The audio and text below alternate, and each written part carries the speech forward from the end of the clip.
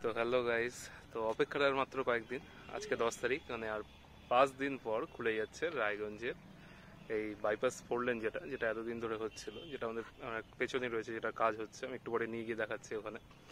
তো যেটা অনেক দিন ধরেই কাজ হচ্ছে, অনেক বছর ধরে কাজ হচ্ছে, সেটা আলটিমেটলি 15ই এপ্রিল সেটা খুলবে।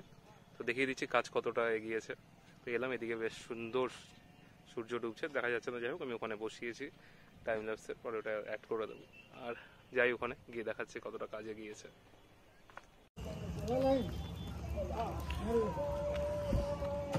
তো এই সাইডটা অলমোস্ট মানে কমপ্লিটই হয়ে গেছে পুরো, কারণ খালি রং চলছে।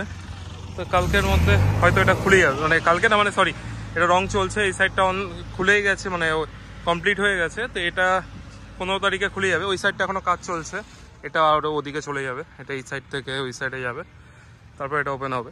মানে এই সাইডটা ওপেন থাকছে, ওই সাইডটা একটু পরে হয়তো ওপেন হবে। তো 15 তারিখের ডেট দিয়েছে, দেখতেই পাচ্ছ কাজ সেরকম চলছে।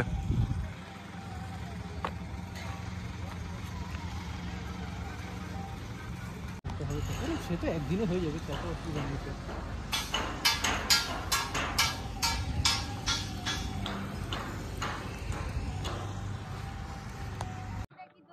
তো তাহলে দেখিয়ে দিলাম পুরোটা কেমন চলছে, কেমন কাজ করছে। অনেকটা এগিয়ে গেছে, আর কিছুদিন জাস্ট, তারপর পুরোটা ওপেন হয়ে যাবে। তারপর আমাদের আড্ডাটাও এখানে আর হবে না, শেষ। কারণ ওই পার্টটা হবে, ওই পার্টটা তো এখনো ওপেন হয়নি, বাকি আছে। তো পেছনে এদিক দিয়ে আমার গ্রামের বাড়ি যাওয়া যায়, তো একদিন দেখাবো পুরো গ্রামের বাড়ির এরিয়াটা। বেশ ভালো লাগবে, কারণ এই সাইডে প্রচণ্ড সুন্দর লাগে। ভালো লাগে বেশ এই জায়গাটাতে। আর তো কিছুদিন জাস্ট এখানে আসার, তারপর থেকে তো আর আসতে পারবো না, কারণ এরপর থেকে তো এই জায়গাটা পুরো ওপেন হয়ে যাবে। আর একদিক দিয়ে ভালো হলো, কারণ ওই সাইডে প্রচণ্ড জ্যাম হতো, ওই জ্যামটা তো এখন আর হবে না, অনেকটাই কমে যাবে জ্যামটা। তো ভালো হলো বেশ, এদিক দিয়ে অনেকটা তাড়াতাড়ি হবে। এটা খুলে দিলে বাইপাসটা হয়ে গেলে অনেকটাই ভালো হবে, মানে যখন ওপেন হবে তখন। চলে গেলাম ওখান থেকে। তো এটা হলো আমাদের মানে আড্ডাস্থল। তো এখানে এসে আমরা চাটা খাই। কিছুদিন পর যেখানে তোমাদের আড্ডাটা বন্ধ হয়ে যাবে, কেমন লাগছে?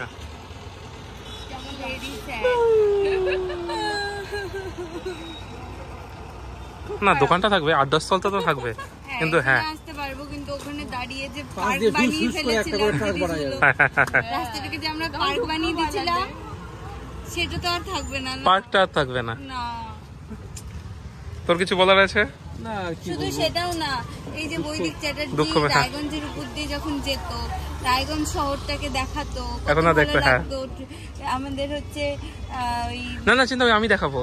আমাদের বাদশা হোটেলে এসে খাওয়া দাওয়া করতো, তারপর কুলিক নদী দেখাতো, তারপর বাচ্চার বাড়ির পাশ দিয়ে যে রাস্তাটা দিয়ে যেত ওটা দেখাতো, কত ভালো লাগতো।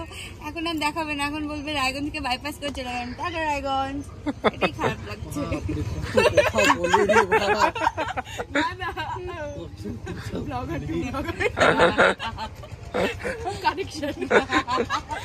আমরা নীরব শুধু শুনে যাচ্ছি। আমি ক্যামেরা অন করলে আমি কি বলবো?